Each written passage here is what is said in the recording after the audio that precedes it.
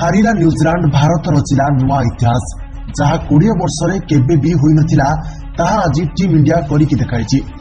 2019 विश्वकप सेमीफाइनाल रो प्रतिशोध नेला भारत। हां आज्ञा, न्यूजीलैंड देथिबा 274 रन रो टार्गेट को पीछा करबा को आस्तिबा भारत 48 ओवर मैच को जीति न्यूजीलैंड रो मुह को बंद कर देछि।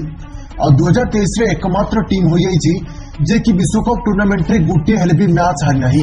तेबे एही मैच रे भारतीय दलर अधिनायक रोहित शर्मा टॉस जीति प्रथमे बोलिंग करबा को निष्पत्ति नैथिले।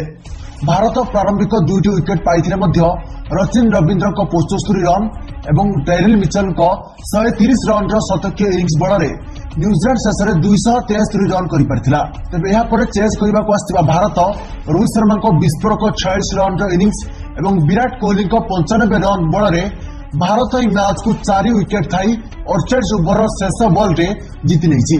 तेबे भारत ई विजय पर विश्वकप टेबुल रे शीर्ष स्थान रे रहितबा बेले न्यूजीलैंड द्वितीय स्थान को खसी आछि।